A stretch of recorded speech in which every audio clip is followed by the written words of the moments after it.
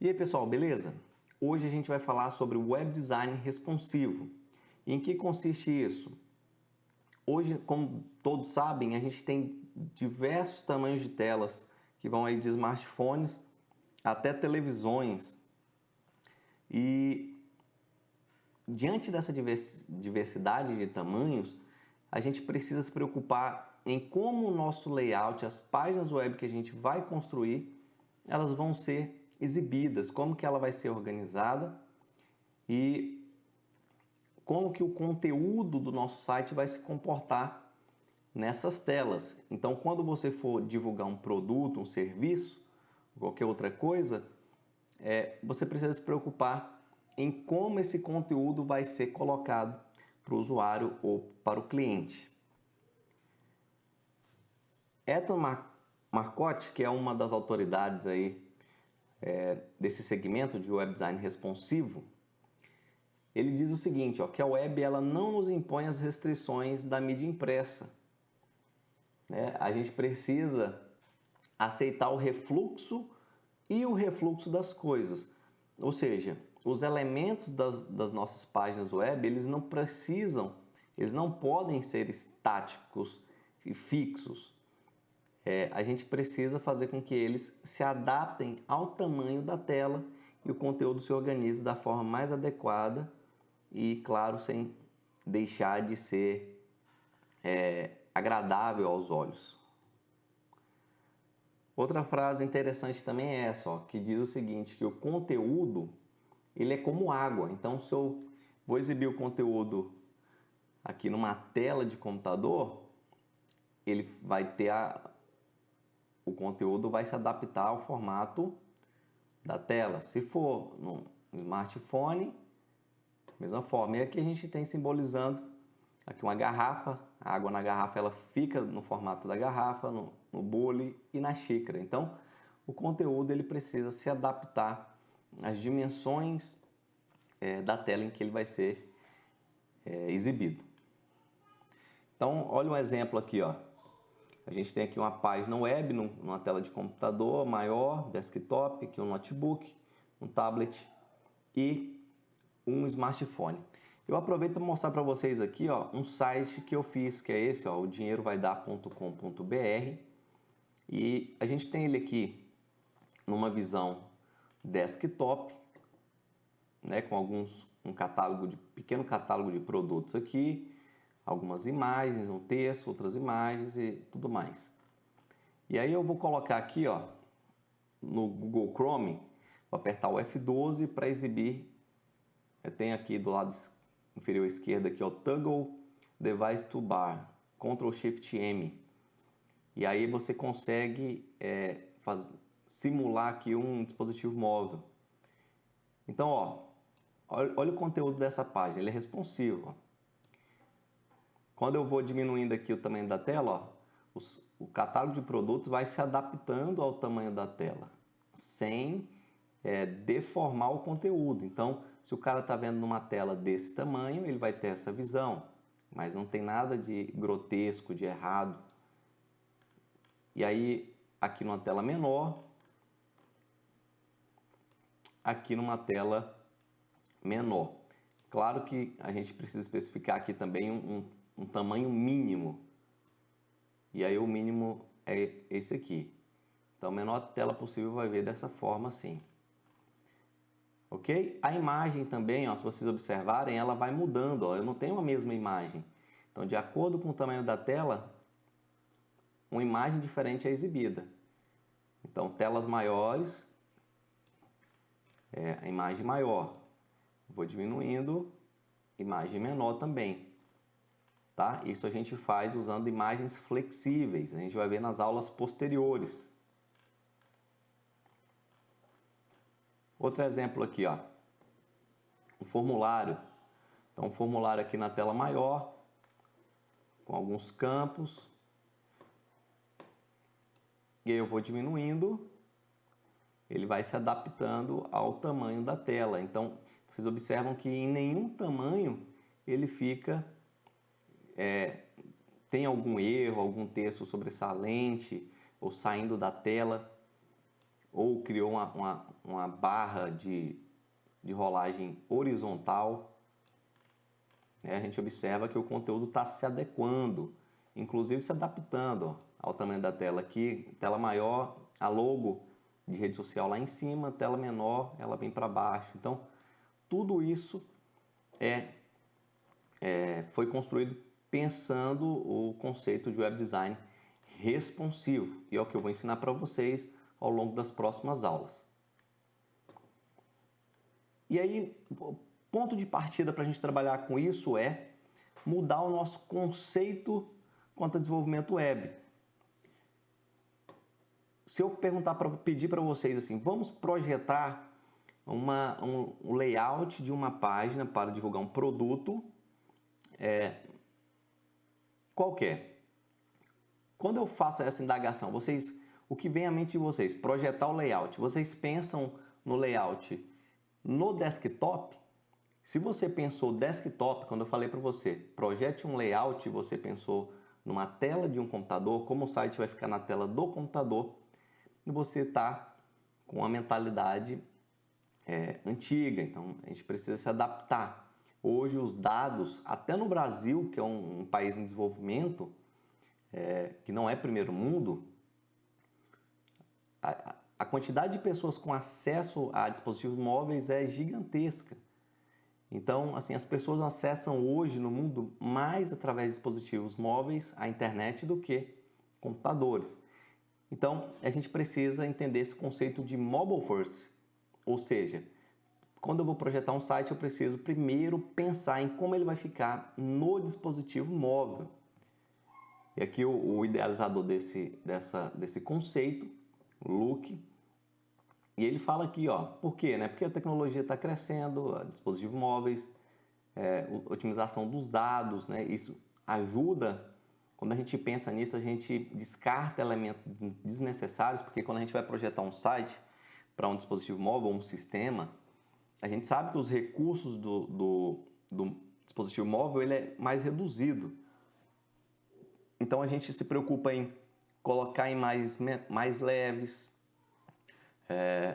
imagens com resoluções menores. A gente vê que em site, algumas imagens, dependendo do tamanho que ela foi exibida, você não precisa de uma qualidade tão alta, porque não vai fazer muita diferença ao olho humano, entre outras coisas. Então, ó, o ponto de vista é esse, ó, pensa primeiro no dispositivo móvel, depois você vai se preocupar em como o conteúdo vai ficar em telas maiores. Esse é o conceito de mobile first. Outras coisas também, quando você tem um site que é responsivo, já há vários anos o Google ele considera isso na hora de ranquear o seu site. Então, se você quer divulgar alguma coisa e o seu site não é responsivo, naturalmente ele já vai lá no ranking de indexação do Google, ele vai ficar lá embaixo nas indicações, ok? O Google verifica, ó, o site é mobile friendly? Não é? E aí isso vai influenciar no ranqueamento. E o que significa isso, ser mobile friendly? Ó, eu tenho dois exemplos aqui, ó. Aqui, uma imagem, uns textos e um título. E aqui, o que aconteceu? Essa primeira página aqui, ela é mobile friendly, ou seja, é amigável ao dispositivo móvel, né? E aqui não. Por que acontece isso, pessoal? Os browsers, antigamente as páginas web elas eram fixas, elas tinham dimensões fixas. E com o advento de novas telas, novos tipos de acesso, o que aconteceu? Criava-se muita questão da barra de rolagem horizontal. Então a imagem era muito larga e aí criava-se no browser uma barra de rolagem horizontal. E o usuário está acostumado a navegar na vertical, tanto no dispositivo móvel quanto na tela do computador. Então ele vai descendo a tela. Agora rolar a tela na horizontal para a direita ou para a esquerda, isso aí é totalmente desagradável para o usuário. E aí o browser, o que ele fazia para adaptar essas telas? Ele faz isso que vocês estão vendo agora, ele reduz as dimensões dos elementos para caberem na tela. E isso não pode acontecer, a gente tem que tratar isso.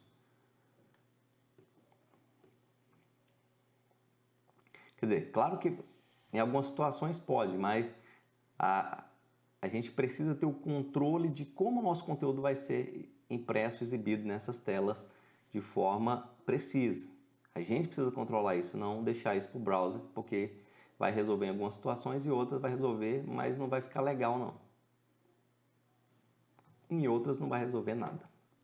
E aí como é que eu construo uma página responsiva, né? Que RWD é Web Design Responsive, tá? Responsive Web Design. A gente precisa de 3 elementos básicos: unidades de medidas relativas, então não usar apenas medidas estáticas.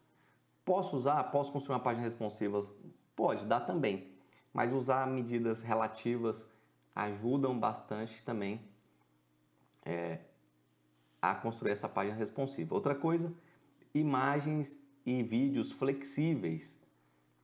Então, que nem eu mostrei para vocês nesse site aí, quando você vai exibir uma imagem, numa tela grande, a imagem ela precisa ser uma imagem X, né? Pensando no mobile first, um dispositivo móvel é uma imagem pequena. É uma tela, um tablet, aí o browser, a gente vai colocar de modo que o navegador ele vai exibir uma outra imagem com tamanho maior e uma resolução um pouco melhor. É uma tela maior ainda, e aí você vai exibir uma imagem ainda maior com resolução ainda melhor. Ou seja, à medida que você vai reduzindo o tamanho da tela, você vai falar para o browser exibir uma imagem menor com uma resolução um pouco inferior. E isso tudo vai implicar na velocidade de carregamento da página. Então, as mídias elas precisam ser flexíveis também. Outra técnica que é fundamental nesse processo é Media Queries, que nos permite definir uma série de estilos diferentes de acordo com o tamanho da tela. A gente vai ter algumas aulas falando só sobre isso.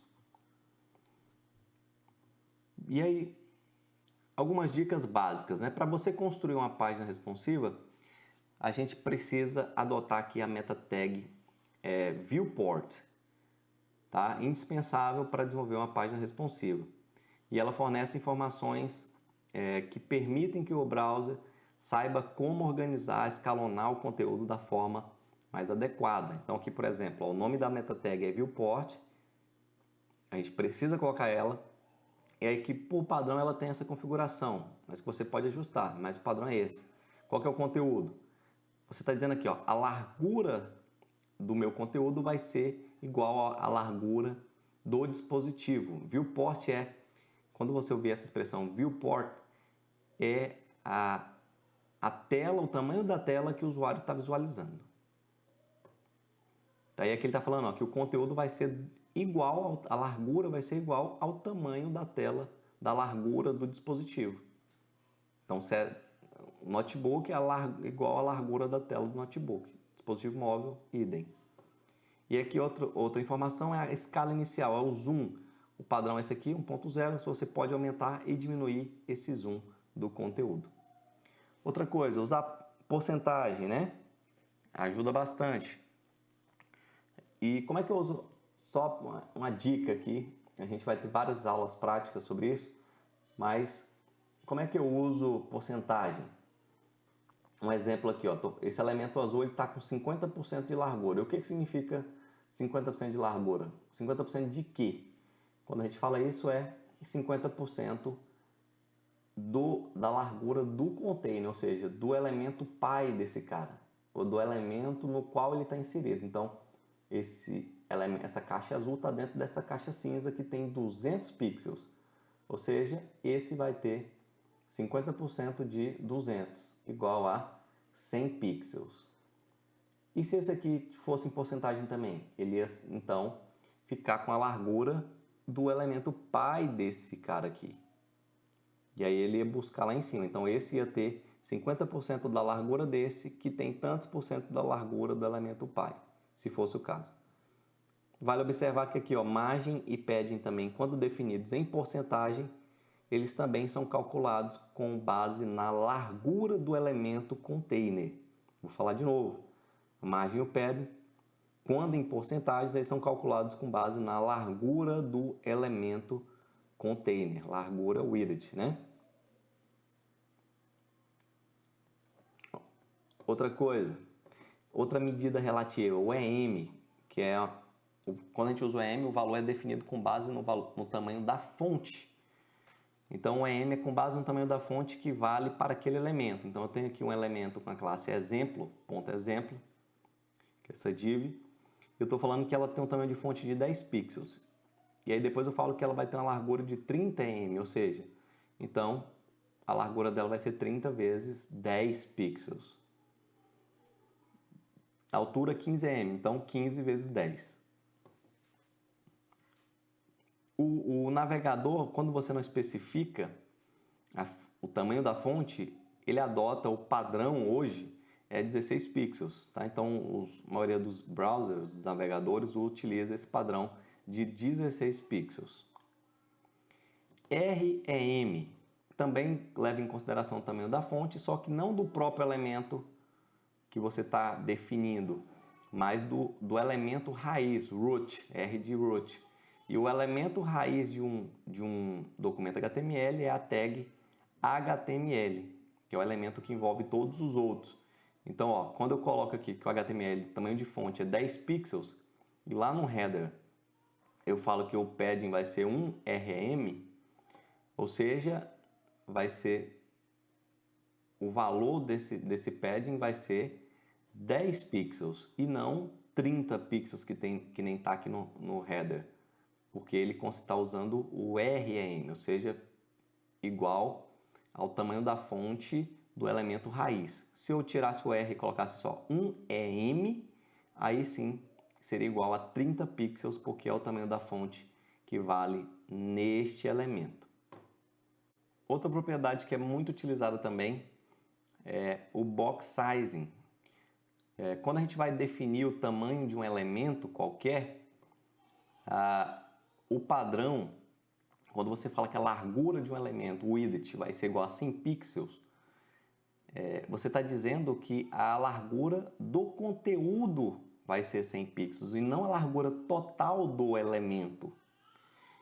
Porque o padrão atribuído aos elementos HTML é esse box size igual a content box, ou seja, se eu falar que a largura é de 100 pixels, então é a largura do conteúdo.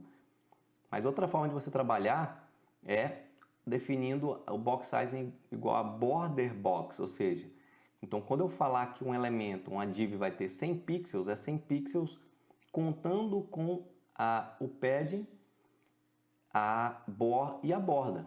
O padding e a borda, ou seja, é até a borda. Vai ter 100 pixels. Ok? Então aqui, ó, um exemplo. Aqui, ó, vou definir a largura de uma div, por exemplo. E eu falo que ela vai ter 100 pixels, então vai ser 100 pixels mais o padding esquerdo e direito, mais a borda esquerda e direita. Quando eu falo que o box size é igual a border box, eu estou dizendo que a largura vai ser 100 pixels no total. É o que eu tenho aqui, ó. Então, content box, box size igual a content box, que é o padrão. Se você não definir, já é dessa forma. Então, a largura do conteúdo é 100 pixels. O padding é 20 pixels, então é 20 pixels na esquerda e direita, então dá 140. Aqui a borda é 20 pixels também, então é 20 esquerda e direita, mais 40, então dá 180. E a margem, ela tem 20 pixels esquerda e direita, então o total disso tudo aqui é 220 pixels. Se você falar que o elemento tem, a div, ela tem 200 pixels, então vai ser 200 pixels até a borda. Então você vai desconsiderar. Se você quiser saber o tamanho do elemento interno, você desconsidera o tamanho da borda, subtrai também o padding e aí você vai saber a largura do conteúdo. Quando você fala que o box sizing é até a borda da caixa,